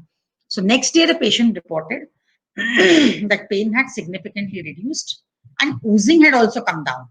After 3 more days, patient reported saying that boils had reduced remarkably. Now there is no pain, no burning, and no itching. And the leukorrhea also has decreased considerably. Patient is now kept on SL. After 1 week, no boils, no pain, leukorrhea gone, anxiety also reduced significantly. So even in acute cases, now this patient had not been on antibiotics, she had not used any other treatment. She thought of taking homeopathy first, and that's how she approached us. So here, Calcarea, you can see how the remedy has acted. So based on the totality, Calcarea sulf 30 BD was given, and that's how she got her relief. Next one.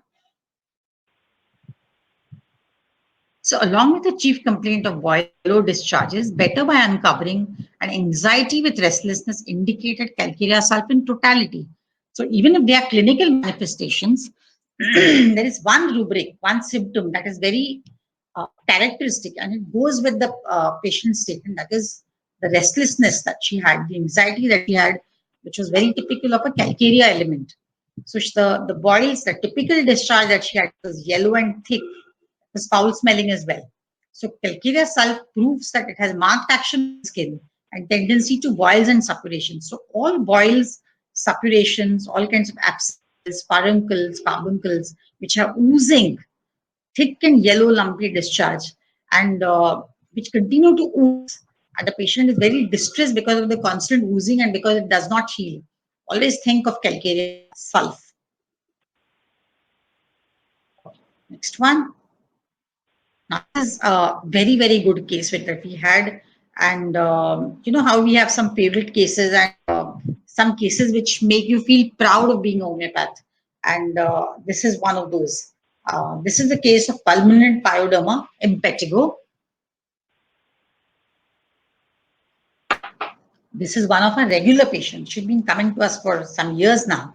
She was treated previously for psoriasis. We had presented this psoriasis in an earlier webinar of this whole case, and it was an extremely complicated case, and we're happy that we have brought the quality of life back into this patient because she was so distressed, so upset, and her life was almost ruined because of her psoriasis.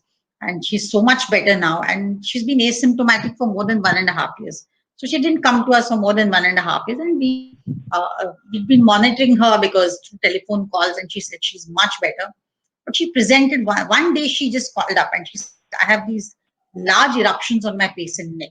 She said, I had fever for a few days and I had some mild throat symptoms. I just took Crocin, I just took paracetamol, a couple of doses of paracetamol. That's it. I didn't take anything, thinking that it's a minor viral thing and it will pass off. So my fever went away. But after that, these eruptions started on my face. They're very thick, crusty, and they are now started discharging a yellow discharge. And she said they are now so bad that they kept increasing and getting worse, and I don't know what to do. They're all around her mouth, her chin, cheeks, and below the eyes. And she says, I'm not in a position to come. Can you do something? I can send somebody to pick up my medicine, but I cannot come in this situation. I will. So we asked her to send picture with this. So she was very reluctant, but then she did. So she said that I'm due to give. And how can I go with this condition? How can I go to my exam hall with this face? Can you do something? You have to do something right now. Or what shall I do? Shall I see the dermatologist? So it was a big challenge to us. It wasn't that we don't refer patients to dermatologists in acute conditions, but here this was a very challenging case that we had taken up earlier, and we had brought her out of a very difficult situation, very difficult condition of psoriasis, and we didn't want her to get aggravated again in that area. So we decided to take up this challenge. So we said, please send us your picture. And the eruptions, she said, were initially inflamed, they were red, but then they became very itchy and turned into very large fluid-filled blisters. And she said, what can I do now? So she sent us her pictures. We'll show you that in the end, but we'll show you how it went. So based on the history of fever, the nature of eruptions and the discharge, and the fulminant character of the skin. So history of fever, nature of eruptions, and the discharge, and the fulminant character of the skin. It was getting very bad very rapidly. So we gave her 1 dose of Pyrogen 200, followed by Calcarea Sulf 30C, BD for 3 days, and asked to send a picture after 3 days or report earlier SOS. The reason why we gave Pyrogen was because Pyrogen goes, in fact, it's a very close remedy to Calcarea Sulf because it covers the pathology, it covers the fulminant nature of the problem and the septic condition. So Pyrogen can be given in septicemia and septic conditions either as an intercurrent or to stop the process of cure where you require rapid results. There was just no time because she was getting aggravated very, very rapidly. So we gave her 1 dose of Pyrogen 200 followed by Calcarea Sulf 30C because of the history of fever and the nature of eruptions and the discharge and the fulminant character of the skin. The discharge was thick, yellow, crusty, oozing eruptions. As the scabby nature of the eruptions, so we gave her Calcarea Sulf. And we told her, please send her a picture after 3 days. Next one. So the explanation that Calcarea sulphuricum is one of the gems of our materia medica. It never fails in cases of impetigo, boils, acne vulgaris. Look at the manifestations. Impetigo, boils, acne vulgaris, abscesses, diabetic carbuncles, any suppurative crusty eruptions which secrete yellow thick discharge. In this case also it worked very well. So Pyrogen was given to quickly overcome the pathological obstacle as the progress was rapid and fulminant. And if the indicated remedy is right, and when it is given at the right time, it will give very quick and effective relief and also save the patient so much distress and cost also. You can look at the pictures and decide for yourself.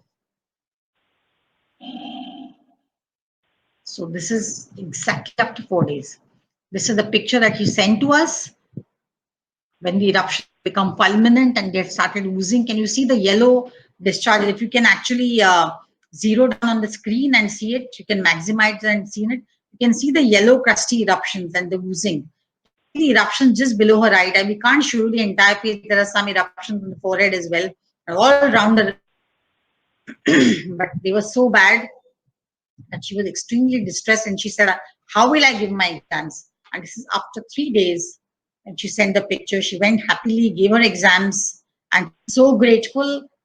This is the kind of happiness that we as healers, as doctors, as homeopaths are always seeking. They cannot be quantified with anything else in the world. And when you get these kind of results, we want to show these results to people who scoff at homeopathy, who are skeptics, who believe that it cannot work or it's a placebo effect. You can see that this cannot have been achieved by any kind of a placebo under any circumstances. It is only the right homeopathic remedy which was given at the right time which has done this. And while they appear miraculous, these results, as homeopaths, we must be grounded. We must know that they are not miracles. They are a logical sequence, a logical effect of the correctly given homeopathic remedy. That's it.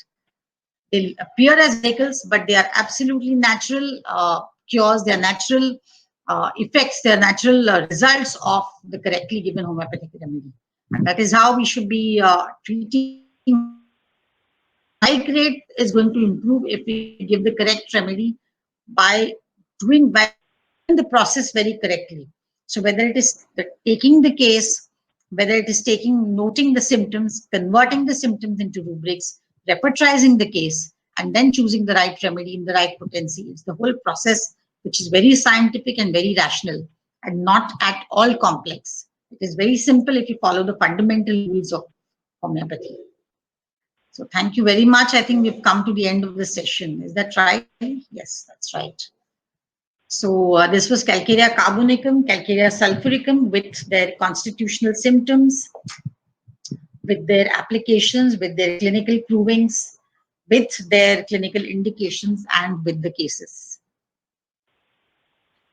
So now I'm open to questions. I'm open to any kinds of doubts which I can solve for you.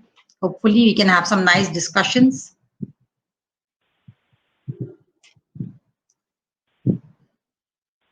1 minute. Let me see. Am I audible? I hope you're yes. Yeah, you are audible. Right. Yes. Yeah. If there's anybody who wants to ask the doctor anything, you can request for permission, and we can give you. Yes, Dr. Sunita. Yes. Can we also see the person who's asking? Yes, of course. She has to give access to her mic and her video, and we can see her and she can speak directly. Okay.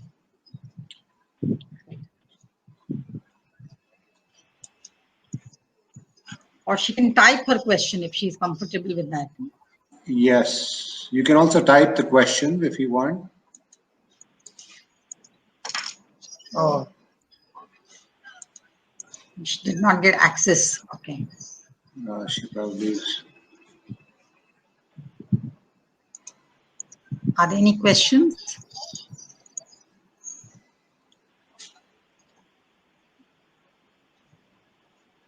What about you, Goodney? How did you like this webinar?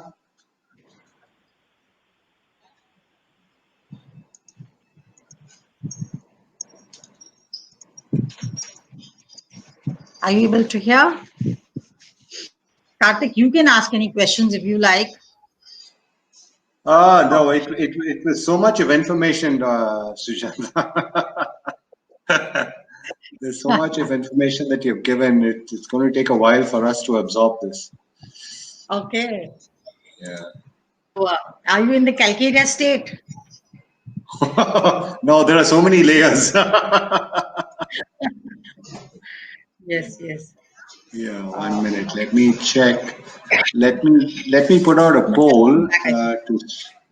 Yeah, somebody's asked in molluscum contagiosum case, Yes. and it be started with Calcarea 1M, 1 dose. This was asked by Dr. Viral Shah. Right. No, we did not start with 1M. We did not start with 1M. 1M was given when the molluscum started going down, but the patient's mental state did not change. The patient continued to carry the quilt. If you remember the case, the child had an obsession with his quilt, and he kept carrying it everywhere he went. And this symptom had not gone. So this is something that was a part of his. It was almost a pathological symptom because it was an obsessive state that he was in. And when we gave Calcarea 1M, After that dose, the child improved remarkably. His molluscum also, of course, had started disappearing with the first dose of calcarea, but his obsession with his quilt came down after calcarea carb 1M. That's how it was. Yeah. So he wants to know whether it could have been started with 1M rather than 30 and then go on to 1M. See, in children, what happens is that especially whenever there is an infection, now molluscum contagiosum is a viral infection. So we'd rather not go into any potency that might use any kind of aggravation. So we start with a potency which is very moderate.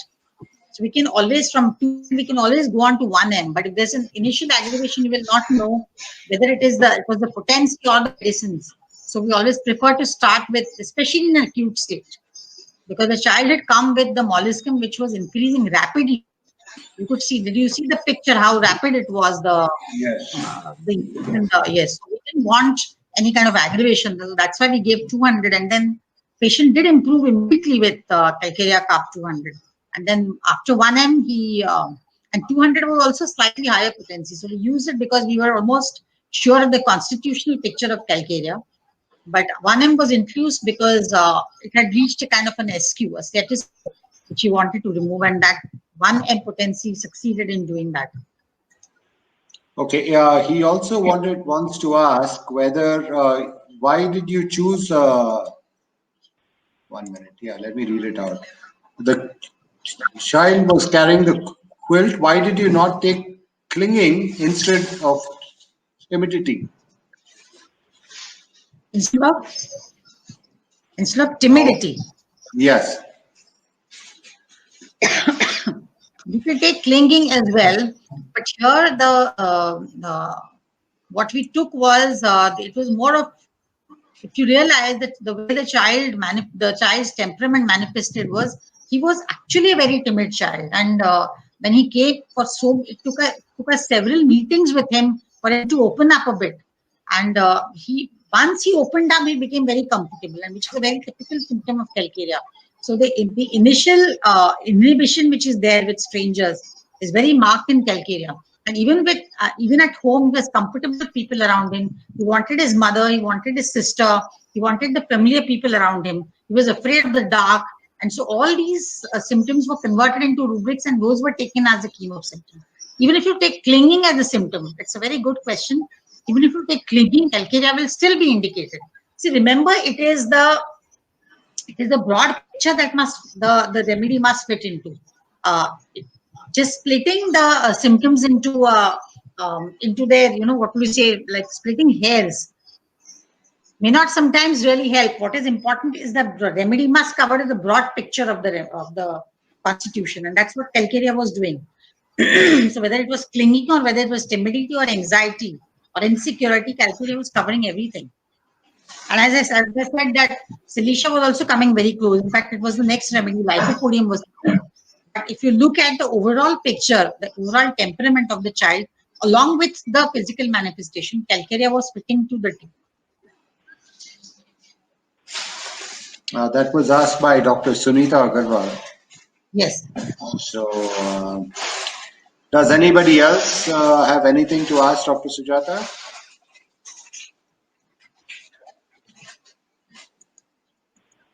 Yeah, I guess. So either they like the presentation so much that there's no need to ask anything. They didn't like it at all, so they would rather not. No, we'll anyway, we'll be sending you the recorded version of this. So if anybody wants to ask you anything, they probably will message you directly and get to figure out what they want to ask. Yes. It's a very exhaustive one, Sujata. I mean, it's 2 hours is a huge seminar for just two remedies, and I think you went into all the facets of calcarea sulf and calcarea phos. So, thanks a lot for that. We enjoyed it, and let me put out a small poll to see if anybody has. Smita Mahajan, we love the presentation. Thank you so much, Dr. Sujata. Goodney, totally agree. Great info on calcarea sulf. Thank you. So there you go. You got some nice feedback. Right. Right, right. So thanks, Goodney. Thank you all for coming. And we hope to see you at more seminars. And you, Dr. Sujata, you as well. We'd love to have you Yes. share more seminars with us. Sure. Yeah, Sure. and Sure. share your knowledge. My pleasure. Yeah. Thank you very much All for right, being then. such an attentive audience and for the smooth proceedings, Karthik. Thank you. Thank you. Thank No you so hitches much. at all. Yeah, Thank no glitches. And also thanks to Siali and Vaidehi as well. Yes.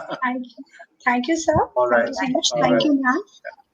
Thank And you. everybody who wants to have or see or discuss more cases, they're always welcome on Dr. Sujata Naik's Homeo Insights on Facebook. Right.